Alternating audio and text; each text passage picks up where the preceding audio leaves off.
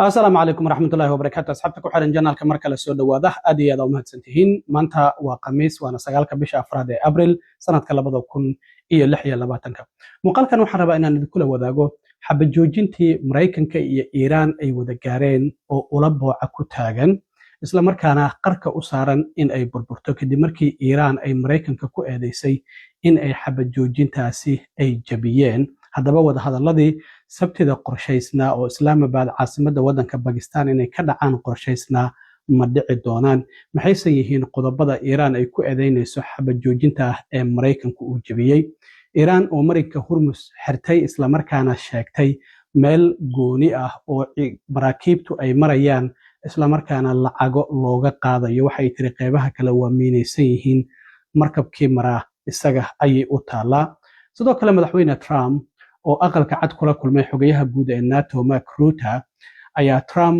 waxa qorshihiisu uu yahay in ciidamada Mareykanka ee qaar kamid ah wadamada Yurub jooga inuu ka soo qaado maxaa yeelay waxa uu yiri inagaba nama caawin markii aan u baahnayn haddaba wadamadaasi uu ka soo qaadayana maxay yihiin iyo sidoo kale madaxweynaha Iran oo isaguna ugu baaqay wadamada midowga Yurub inay gacan ka geystaan sidii nabad waarta looga gaari lahaa gobolka waxana sidoo kalena uu sheegay in Lubnaan ay qayb ka tahay xabad joojinta laakiin arintaasi Mareykanka iyo Israa'iilba waa ay diidan yihiin waxa qasab noqonayso ragga Mareykanka ah ee gaaray in ciidan loo qoro oo da'doodu cayiman ay tahay dhamaadka sanadkan inay qasab tahay in ay isdiiwaan galiyaan haddii da'daasi ay gaaraan arintaasina sidoo kalena waan idinla wadaagayaa Mareykanku in uu ciidamo doonayo gaar ahaan ragga gaaray da'daasi in uu qasab ku qorana sidoo kale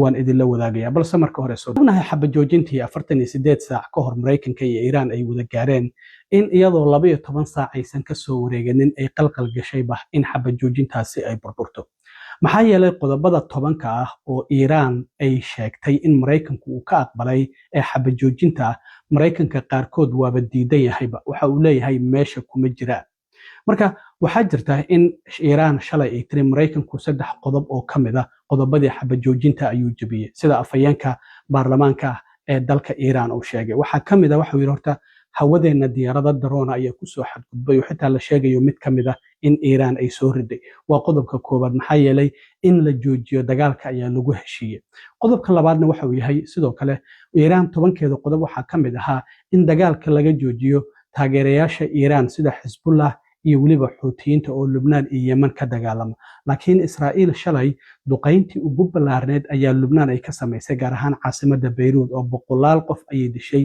boqolaal kalena waa ay dhaawacmeen waliba xitaa dadku goobihii ay u qaxeen ay mar kale waxa ay tiri waa in laga qaxa arintaasina Iran waxa ay tiri 10 qodob ay kamid ahayd in dagaalka Lubnaan laga joojiyo haddii aan laga joojin inaguna xabad joojintii waan ka baxaynaa sidaas darteed markii Hormuz waa kuwa xiray isla markaana duqeeyay wadamada Khaliijka qodobka saddexaad waxa uu yahay oo dawladda Mareykanku ay diidan tahay Iranna 10 qodob oo kamid ah ay leeyihiin waxa ay leeyihiin in uraniumkeena aan bacrimin karno ayaa 10keena qodob oo Mareykanku naga aqbalay oo xabad joojinta uu ka aqbalay ku jirtay afayeenka aqalka cad arintaasi waa ay diido waxay ku tilmaamay hadal waxba kama jiraana madaxweyne ku xigeenka sidoo kale oo isagu Trump uu wakiishay wadahadalada inuu ka qayb galo oo Hungary ku sugnaa isla markaana u duulaya Islaamabad waxa uu yiri xitaa Lubnaan ma aysan ku jirin heshiiska xabad joojinta Trumpna waxa uu leeyahay oo qoraalkan bartiisa True Socialka waxa ay ku soo qoray waxa uu leeyahay dhammaan maraakiibteena diyaaradaheena militarigeena iyo hubkeena kala duwan rasaasteena diyaar ay noo yihiin isla markaana wax aan horay ugu dhicin Iran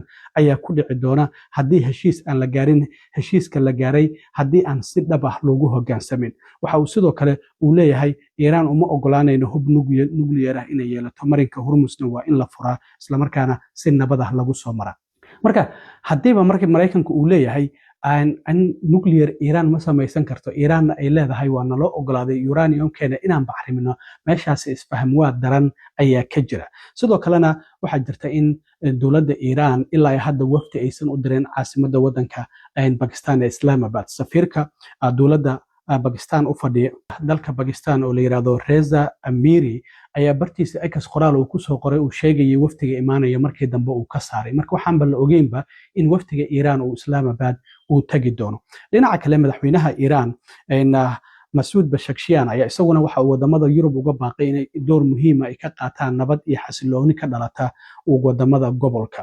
Marka waxa uu cambaareeyay in Yurub aysan arrintan door weyn aysan ku lahayn, maxaa yeelay Trump ayay diideen inay ku caawiyaan dagaalkan. Waxa uu sidoo kale leeyahay Lubnaan 10 qodob oo aan gudbinay ee xabajoojinta qayb ayay ka tahay. Marka waa in laga joojiyaa gardarrada lagu hayo in dagaalyahanadeenna gobolka jooga. Arrintaasina sidoo kale ayuu leeyahay. Marka Iiraan sidoo kale marinka Hormuz markii ay xirtay waxa ay soo saartay maapkan oo ay leedahay waa maapka hadda kadib la adeegsan doono. Maraakiibta doonaya inay marinka Hormuz ay maraan waxa ay leedahay wadadaasi aan u jeexnay waa inay maraan. Maapku marka sidan ayuu u egyahay. Waxay leeyihiin dhinaca sawdka oo Cumaan u dhow miina ayaan ku aasnay, marka maraakiibtu waa inay ka fogaadaan. Waxay leeyihiin dhinacaasi jasiiradda Larak oo aad ay u ilaaliso dowladda Iiraan waa inay halkaasi ay soo maraan. Sidaas darteed lacago ayay ka qaadayaan. Waxay leeyihiin shidaalka maraakiibta wada halkii fuusta $1 ayaan ugu dhufaneynaa. Sidaas darteed 2 milyan ka badan ayay ka qaadayaan. Marka arrintaasina waa arrinta Trump uu aad uga dagaalamayo, uu leeyahay marinka Hormuz waa in la furaa isla markaana si nabada ah lagu furaa. Marka sidaasi ayaa labada wadan ay kala taagan yihiin oo xabajoojinta ay qarka laga yaabo in ay xabajoojintaasi ay burburto. dhinaca kale waxaan ognahay madaxweyne Trump intii dagaalkan uu socday isbahaysiga NATO inuu ka codsaday in ay gacan ka siiyaan sidii marinka Hormuz loo furi lahaa oo ciidamo iyo maraakiib dagaal ay u soo diraan. Isla markaana ay yiraahdeen warnihu dagaalka markii aad bilaabaysid nooma sheegin, marka dagaalkan waa kugu kaliya anagu gacan kuguma siin karno. Trump marka weli caradii ayuu qabaa. Bartiisa X ayaa markii uu la kulmay xogayaha guud ee NATO qoraallo kala duwan uu ku soo qoray. Marka waxa uu aad uga careysan yahay weli NATO. Waxa uu leeyahay markii aan u baahnayn inay na caawiyaan ma aysan na caawinin. Sidaas darteed waxa uu hadda ku hanjabayaa in ciidamada qaarkood wadamada Yurub jooga uu ka soo saari doono. Waxa uu leeyahay NATO markii aan u baahnayn garab ma aysan na siinin, isla markaana haddii xitaa mustaqbalka aan u baahno garabna ma siin doono. Sidaas darteed waxa uu leeyahay bal xasuusnaada Greenland cadkaasi yar ee barafka ah ee sida xun loo maamulo, marka Greenland ay horey ugu diideen. qoraalka kale waxa uu ku leeyahay bartiisa X ku soo qoray waxa uu yiri dhammaanba dadkaasi oo annaga xitaa kuweena ay ka mid yihiin aad ay uga niyad jabsan yihiin NATO. Marka arrintaasi waan fahanay ilaa iyo cadaadis la saaro. Waxa uu yiri NATO waxba ma qabtaan. Marka cadaadiskaasi uu ku hanjabayo in la saarayo maxay tahay? Hadda waxa la leeyahay maamulka madaxweyne Trump waxa uu qorsheynayaa in qaar ka mid ah wadamada midowga Yurub ee sida aadka ah u diiday inay gacan ku siiyaan furitaanka marinka Hormuz in ciidamada uu ka soo qaato. xogayaha guud ee NATO Mark Rutte ayay ku wada kulmeen aqalka cad maanta. Marka madaxweyne Trump waxa la leeyahay wadamada ay ka mid yihiin Canada, Czech Republic, Albania, North Macedonia, Lithuania iyo Latvia ayaa waxa ay ka mid yihiin wadamada sida aadka ah ugu taageeray, macnaha taageero u muujiyo madaxweynuhu ku saxan yahay in Iiraan uu weeraro markii dagaalkaasi uu kula jiray. Laakiin wadamada Ingiriiska, Boortaqiiska, Jarmalka waxa ay sidoo kale u ogolaadeen wadamadaasi in xarumahooda militariga ama saldhigyadooda militariga uu isticmaalo, gaar ahaan eeraboorradooda. Laakiin qaar ka mid ah wadamada NATO ayaa arrintan dhexdhexaad ka ahaa. Wadamadaasina waxaa ka mid ah Spain iyo Faransiiska oo iyagu hawadooda xitaa u diiday in diyaaradaha Mareykanku ay isticmaalaan. Xitaa Faransiisku diyaaradaha hubka u wada Israa'iil ayay u diideen. Marka Trump hadda waxa la leeyahay marka wadamadaasi ayaa laga yaabaa in uu ciidamada ka soo qaato. Hadda sidoo kale wadamada ay ka mid yihiin Jarmalka, Faransiiska, UK, Sweden, Norway, Netherlands iyo Finland dhammaantoodba waa kuwii ciidamo geeyay Greenland markii Trump uu isku dayay in uu xoog ku qaato, walow markii dambe ciidamo yar ay u direen oo tiro yara markii dambena ay ka soo qaadeen. Marka Trump hadda waxa la leeyahay marka qaar ka mid ah wadamadaasi ayaa laga yaabaa in uu ciidamada ka jooga oo isbahaysiga NATO magacooda ku jooga inuu ka soo qaado oo yiraahdo war annagaba waxba ma aadan nagu tarina, adinka maxaan idinku tarayna. Xitaa aqalka cad waxa uu ka fikirayaa Trump qaabkii uu uga bixi lahaa NATO iyo inuu ka bixi karo in kale. Waxaan ognahay NATO waxa la sameeyay sanadkii 1949. sidaas darteed qodobka shanaad waxa uu dhigayaa haddii wadan ka mid ah wadamadaasi NATO oo 32 ah, markii hore 30 ayay ahayn markii dagaalka Ruushka iyo Ukraine uu bilowday, ayaa Finland iyo Sweden ay cabsadeen. Marka sidaas ayaa sanadkii 2023 loogu soo daray. Marka waxa uu dhigayaa qodobkaasi haddii hal wadan la soo weeraro in wadamada kalena ay dhammaanba dagaalkaasi galayaan oo hal wadan oo la soo weeraray ay ka dhigan tahay dhammaanba wadamada NATO oo lasoo weeraray.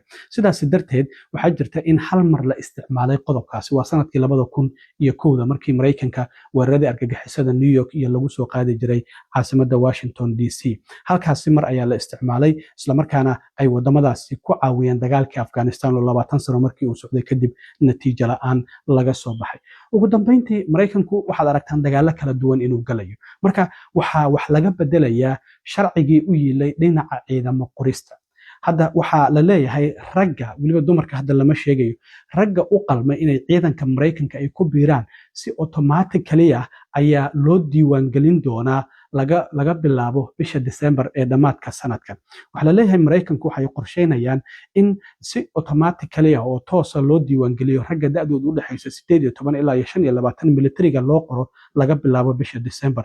sharcigan ayaa hadda wax ka bedelayaan. markii hore qofku isaga akhyaar lahaa in uu isdiiwaangeliyo in kale. waxaan ognahay dadka qaxootiga marka la soo qaadayo haddii 26 sano ay ka yar yihiin in waraaq laga saxiixayo la yiraahdo in selective service-ka ay ku biiraan oo ciidamada ay ku biiri karaan. laakiin qofku 26 haddii uu ka weyn yahay macnaheedu waxay tahay lama ogoleen. laakiin hadda sharciga ayaa wax laga bedelayaa selective services systemka arrintaasi waxay ka bedelayaan. sidaas darteed ragga u qalmo da'doodu 18 ilaa 25 u dhaxayso si automatically ayaa loo diiwaangelinaya. marka hadda isbedel ayaa socdo. December ayaana lagu dhawaaqi doonaa sharcigan marka haddii la soo gabagabeeyo oo la shaaciyo macnaheedu waxay noqonaysaa in qasab ay tahay qofku inuu isdiiwaangeliyo. markii ugu dambeysay oo Mareykanku sidan oo kale uu sameeyo waxa ahayd bartamihii sanadkii 1970 markii Mareykanku dagaalka Vietnam uu kula jiray. marka haddii qofka 25 ilaa 18 da'diisu u dhaxayso uu ku guuldareysto inuu isdiiwaangeliyo waxay noqonaysaa in qofkaasi la ganaaxayo lacag $250,000 5 sanana la xirayo. sidaa darteed barnaamijyada federaalka aan loo ogolaanaynin in uu ka qayb galo. marka arrintaasi ayaa waxay tahay midda hadda cabsi laga qabo oo ragga dumarka hadda lama sheegin. ragga ayaa la leeyahay da'doodu 18 ilaa 25 u dhaxayso dhamaadka sanadkan haddii ay da'daasi qofku uu gaaraba inay qasab tahay in ciidamada loo qoro. marka arrintaasina wayna arki doonaa waxyaabaha ka soo kordha. marka arrintaasi waa waxyaabihii ugu dambeeyay oo aan rabay inaan idinla wadaago. aad iyo aad u mahadsantiin asxaabta. shalay waan arkay codsigii aan idinka codsaday inaad kor u soo qaadaan channelka. like-tu waa ay badneed laakiin meeshii la rabay weli ma aysan gaarin. like-tu waxay naga saacidaysaa muuqaalka dad badan inay arkaan. marka muuqaalkana ha la shargaleeyo uu YouTube-ku mar kale hoos u dhacay.